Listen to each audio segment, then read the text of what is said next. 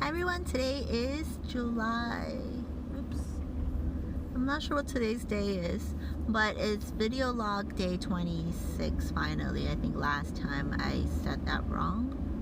I could be wrong this time too. But I just came back from my dance lesson. I had a great lesson. My partner was not there because he had to work. But today was great. I worked on nightclub two-step, a lot of arm and body connection movements, which I kind of remember from the dance camp that I went to last almost a month ago, that they talk a lot, like a few of the classes, about connecting your arms with your body, right? So I think a lot of us, when we dance, is that we think about the patterns and the styling, but then we just do it with our arms and then we forget about our body. And that's probably one of the hardest part about dancing, is that fluid movement, whether or not it is smooth or rhythm, but your arms needs to connect to your body, right? It's not created by a random movement of swing of your arms, but it has to look like it's being created by the rest of your body. And that is definitely, to me, is the hardest part about dancing, is that whole body action and looking natural and not made up, artificial. So I can tell my coach is very excited about the rest of the year and where we'll be by the end of the year, because we are aiming for the world's championship, at least for newcomer, in January. And today I actually talked to him about my concern, the fact that, you know, I have won the last two competitions, but the competitors that went to those competitions, because there were local competitions, that the competitors weren't very advanced, you know. I mean, I guess advanced as we can be in newcomer division, right? So I don't feel like I had very strong competition to compare myself with. So me winning those competitions doesn't really give me the confidence that I'll be able to do that continuously for the rest of the year. So and he shared that sentiment, because he told me that, why do you think that we haven't really stopped and I continue to work to get you better? Because we haven't really seen the strong competition, and if we do, then we need to be ready for that, right? So yeah, you know, like, I think about my coach, right? I'm sometimes hearing chitter chatters here and there about how he might not be as good in some dances and whatnot and all that stuff. But however, you know, just from working with him today, I feel like he knows a lot. You know, he knows what needs to be done. Maybe he doesn't do it all the time because he's tired, sleepy, or, you know, maybe he's not, I don't know, whatever it is. But he does know what he's talking about, and whatever he's teaching me, I think it's getting me where I want to be. And I think I feel that I have not been as supportive of him in front of my other friends, who's been a little bit more critical. And I really need to be more supportive, even though I haven't really said anything bad about him, besides a couple of things about me wanting to learn the other two dances that I have not learned. But other than that, I have not been. But I think I really need to get myself more supportive of him and his abilities, because you know, I think he deserves it, and I should not participate in those criticism, because, you know, he is doing what he can to help me get to where I want to be, and I really need to show my appreciation, and, you know, for that. So yeah, I am working very hard on that. I think my dance partner will need to work hard as well to get to where we need to be, because I really want to be on the podium by the end of the year, because we worked really hard, you know. And And every time we go to our lessons, we make improvements, right? And we do better. And I think that is the most important part of our dance journey, is that we continue to improve ourselves, our dancing. And as long as we, continue movements, we'll get there one day. Because kind of like there's a Chinese saying about the ability of a iron rod turning into a needle. Because if you work on it enough, you can turn an iron rod into a needle, right? It just takes time. So, but you just have to continue to make improvements and progress, because if we don't, then never gonna get anywhere. So anyways, I really kind of excited.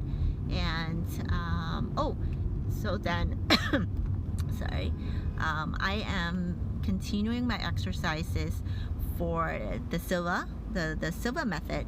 And we have moved on to dream control, but I haven't done the conditioning exercises yet. Before that has been more of sleep and awake control.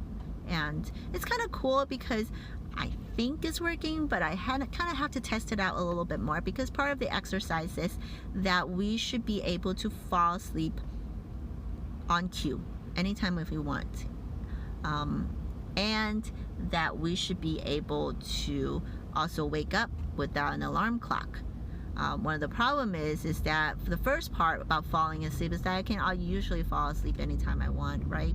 At least right now, I'm not too stressed out, especially after exercising using the Sliva method. I am not stressed, besides financially, but I am not stressed.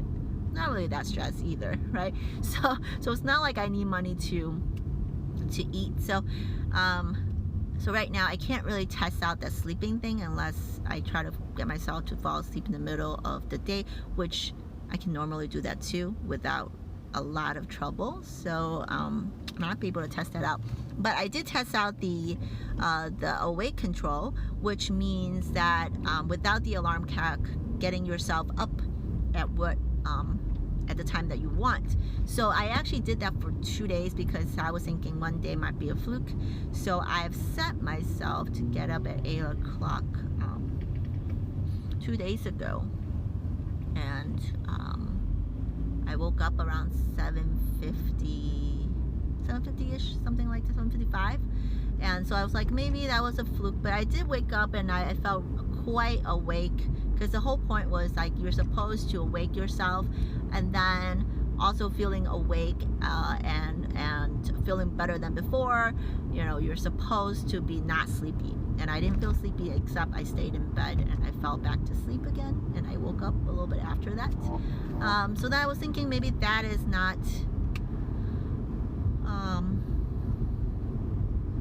exactly what happened. Maybe I was waking up by something else. So then I tried it again last night. Instead of imagining what time it is then, I just imagine what time I needed to get up. So I set again for 8 o'clock. And today again I woke up. I actually didn't even hear my dad, because normally in the morning I would hear my doggy making noises or whatever it is by about 7 or 6 o'clock.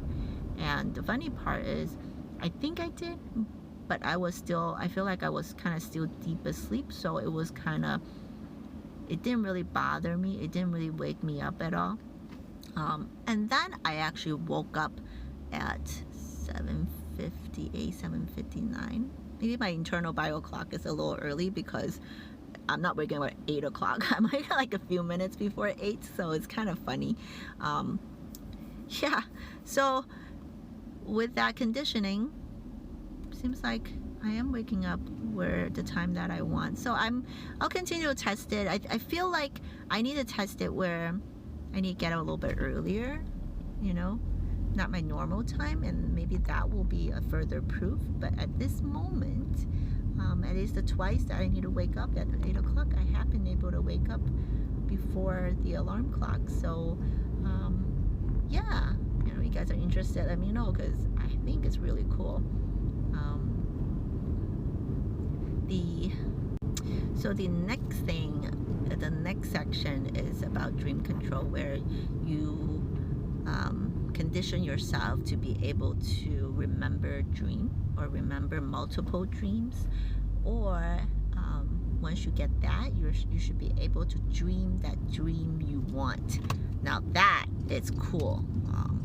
Apparently you can use your dreams to solve your issues, solve your problems, and yeah, so hopefully I can actually do that, but I will do that a little bit later, because today I have a little cramp in the middle of my back. It was semi-solved the last time I did a relaxation exercise on it, but I guess because I didn't continue, so it kind of came back a little today because I did more dance practice using my back muscle, so it kind of came back. I need to work on that, so maybe I'll try the dream thing either tomorrow or the day after tomorrow, and I'll report back. Yeah, other than that, that is all I have to report. There's a party this Saturday, on a mystery party that I'm thinking about going, so I may go. And that's about it. So I will talk to you guys next time. I am heading home and hopefully work on the transcript that I am not so stressed out about, I guess. It's so funny. So I will talk to you guys later. Hope you have a great day, and peace. Oh yeah, I forgot. I don't know if you noticed me pressing a button with my finger that is have a little tape over it, because I flipped it. I flipped it while I was trying to vacuum. That's the problem with me, is that I hurt myself when I do chores, but my fingers are they're very tough, you know. So if you guys have soft fingernails, try taking vitamin E. It helps a lot.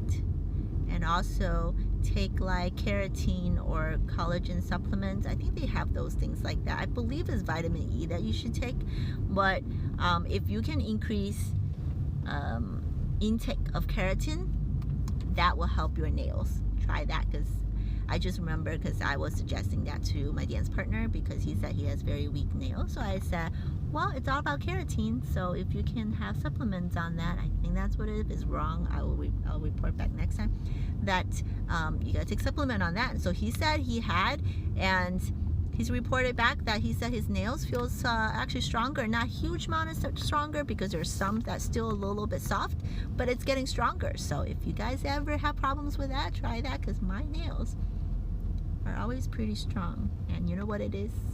I don't take supplements on keratin, but I eat chicken skin. So collagen and stuff like that. Don't be afraid to eat animal skin, because as long as you limit the amount and don't overdo it, then animal skin, it's great for your skin texture. So use that. Anyways, done. I'll talk to you guys later. Bye.